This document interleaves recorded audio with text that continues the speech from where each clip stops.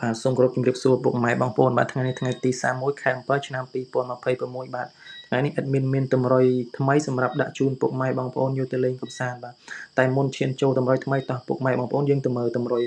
ថ្ងៃទី30សិនបាទថ្ងៃទី30យើងដាក់50កុដ51 52សម្រាប់ម៉ោង4យើងចូលបាន50កុដមួយគ្រាប់ហើយនឹងសម្រាប់ម៉ោង6ក៏ចូលដែរម៉ោង6ចូលបាន50កុដមួយគ្រាប់ដែរបងប្អូនបាទសម្រាប់ថ្ងៃទី30ចឹងមានន័យថាយើងចូលបាន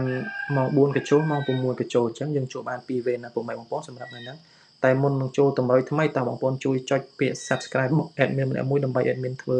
តម្រុយល្អៗជូនពុកម៉ែបងប្អូនយកទៅលេងកម្សាន្តណាពុកម៉ែបងប្អូនបាទបងប្អូនសម្រាប់តម្រុយថ្មីថ្ងៃទី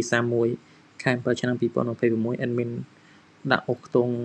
60ហើយលេខតូចមាន8កុដ84 86សម្រាប់លេខធំមាន806 864អញ្ចឹងលេខ admin មានអុកខ្ទង់1ខ្ទង់ហើយនឹងលេខតូច3គ្រាប់លេខធំ2គ្រាប់អញ្ចឹង admin សូមជូនពរពុកម៉ែបងប្អូនយកទៅលេងកម្សាន្តជូនពរហេងៗបានទាំងអស់គ្នា